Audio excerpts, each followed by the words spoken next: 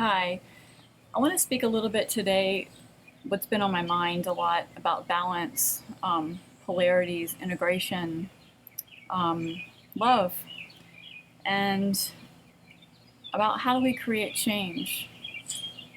Um, I am on day 14 of an off fruit fast with about 14 to 16 hours of fasting in between intermittent fasting. Um, this didn't happen overnight. This has been a 3-year process for me to get to where I'm at. Um, and those things that I've been talking about as far as balance and fearlessness, um, commitment, those all are really relevant to why I'm here today, why I'm doing what I'm doing. Um, I spent my whole life not taking care and loving myself, my body. Um, so when I say balance, I posted, it says, balance does not move mountains, fearlessness does. You can't be committed to your bullshit and your growth. It's one or the other. To create change, we have to go, there's no room for balance. There's no room for balance to create change. If you're committed to change, like me, I've spent all my life damaging my body, not taking care of myself. Then I went through some accidents, and we can't expect to maintain balance when our life was so out of balance. I keep getting hit with things like, well, why can't I just eat meat sometimes, or why can't I just cook my food sometimes? You can do whatever you want, but it's not going to help.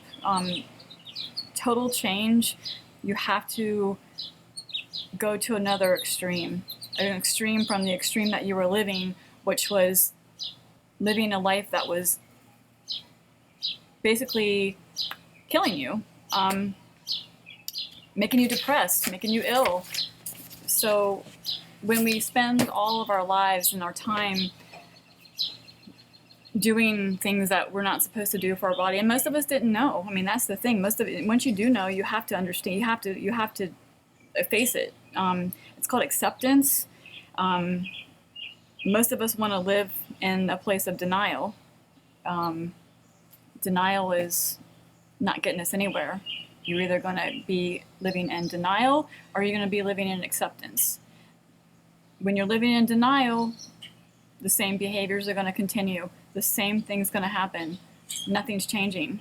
You might change it for a little bit, but then you're going to go back because you're living in denial.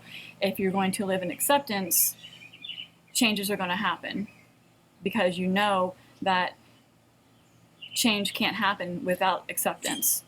That's for anything, whether it's your diet, whether it's a behavior, whether it's an addiction. You have to come to a place of acceptance to make a change. I mean, we can't continue going out and eating cakes and, oh, I'm an alcoholic, but I'm going to go out and I'm going to drink a bottle of wine every once in a while because, it's balance. That doesn't get that just starts the whole pattern back over again. That's the whole thing. Even with food, you have to. Now, I'm not saying that it happens overnight, because it doesn't. Most of us, there's no way we can go back to or change or that overnight. I mean, there's no way I couldn't. We are addicted to foods. We're addicted to sugar. We're addicted to meat. We're addicted to all kinds of things that we don't need, and it's not making us healthy. So we can't expect to do that for a lifetime and then to overnight make it right. It's not going to happen either. Like I said, I'm 3 years, and during those 3 years, I had some really big setbacks. I had a car accident, and then I got in toxic black mold. But those things enabled me to see further, enabled me to see how detox actually works. and to see the differences in my body when these things were added in, and how my adrenals closed down, and how my kidneys weren't filtering, and how my nasal was all stuffed up, and so those are all things that were a learning process for me. So I feel like I was given those experiences for a reason. So I guess that's what I'm trying to say, is that we shouldn't. And then the common denominator here between the two extremes is we do have to come back and integrate at some point. But to make a complete change, we have to go to a polarity. We can't just sit in comfortableness and not doing anything different.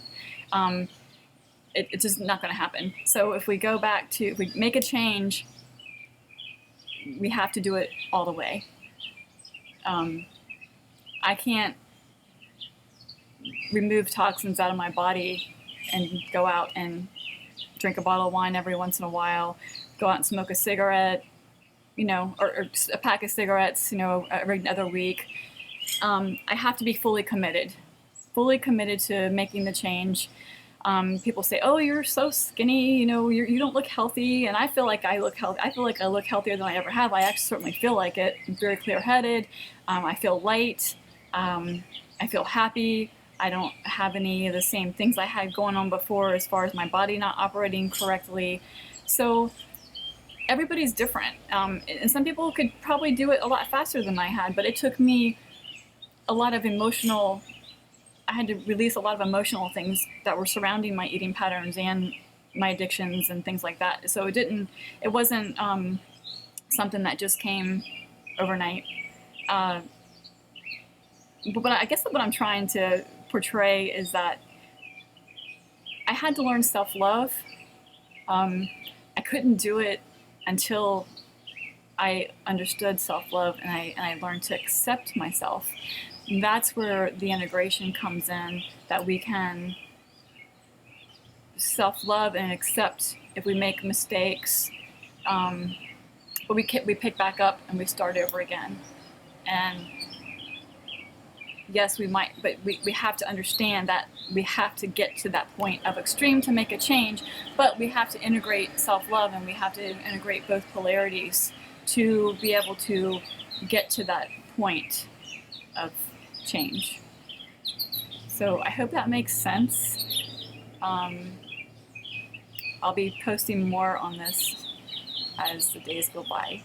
Thanks so much. Appreciate listening.